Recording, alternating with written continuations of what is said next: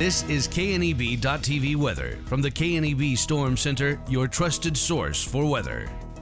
Well, we're going to be dealing with cloudy skies and snow showers developing overnight into tomorrow morning, and we're going to see temps falling off into the teens, and they're going to stay there tomorrow. We do have a winter storm on the way. Snow will develop overnight tonight. We're going to see a widespread 2 to 5 inches, I think.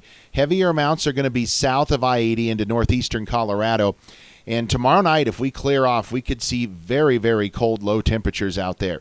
58 yesterday for our high. Yeah, and we're talking about very cold low temps tomorrow night after 58 yesterday. That is absolutely insane.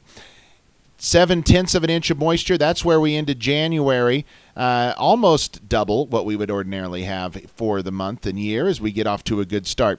The colder air is not quite here yet. Still off to our north and east. The colder of the air is going to slide in here tomorrow, but we're going to be dealing with temps that aren't going to be this warm probably for another 48 hours, and they're only in the 20s right now, and that was in the 50s yesterday at this time.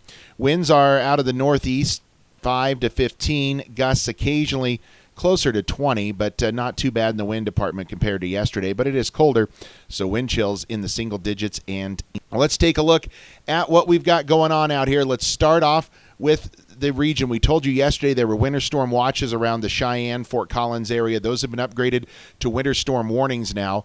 The rest of the area that's highlighted in that blue shade is in winter weather advisories. This includes Wheatland, Torrington, Scots, Bluff, Harrisburg, Kimball, Pine Bluffs, the Sydney area, down into northeastern Colorado and beyond. Look at this.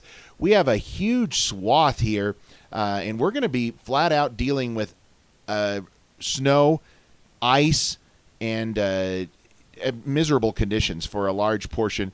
I think most of this area that we're highlighting in here, that is where we're going to see a snow and ice mixture that is going to be absolutely devastating to a lot of people. But a huge swath there covered under winter storm warnings, winter storm watches, winter weather advisories, all the way down into Dallas and even central portions of Texas.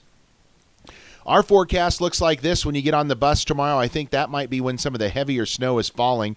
Temps in the teens. On the way home, well, some more snow showers, and hey, temps in the teens. We're not going anywhere. It's going to be almost the same when you get off the bus as you get on. The snow rates just may not be quite as heavy. We already have some snow around southeastern portions of Wyoming. We're going to grow that area as we go overnight. The snow backing into the system. That's why you see it moving east to west. It expands, and I think most of the area will see snow by sunrise tomorrow.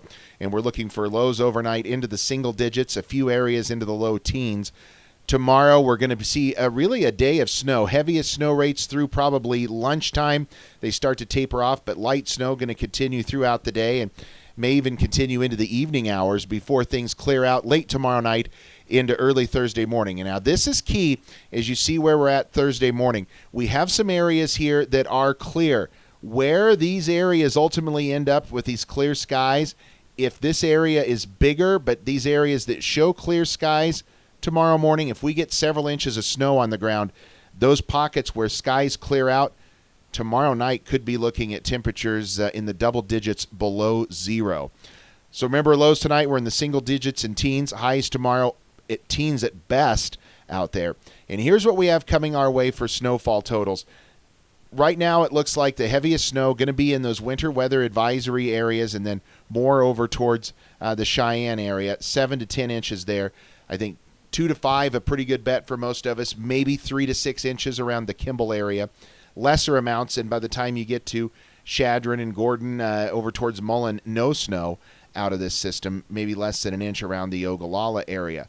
So that is what we're looking at.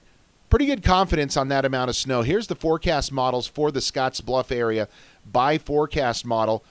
Pretty good, 1.6 to 2.1 inches of snow. These four forecast models are kicking out here as we go through the next 24 to 36 hours. So pretty consistent there across the region. If we end up with that amount of snow, we're right in that ballpark of where things look like it's going to be. So snow developing, especially late. 13 for a low, 13. Tomorrow's high, 15, with snow heaviest in the morning. colder conditions, 2 to 4 inches, I think, in the Scotts Bluff area, more to the south. And then as we wrap up the rest of your Groundhog Day, it's just going to be cold, light snow continuing, 15 for your high. 30 is where we're going to on Thursday, and 40s for both Friday and Saturday in the K&EB Farm and Ranch Expo, and 50s as we start early next week. Again, we're keeping some clouds around, so low temperatures. I only have down to 0 on Wednesday night. That could be 10 to 15 degrees colder than that if we do clear out here. So plan on some very cold temps tomorrow night.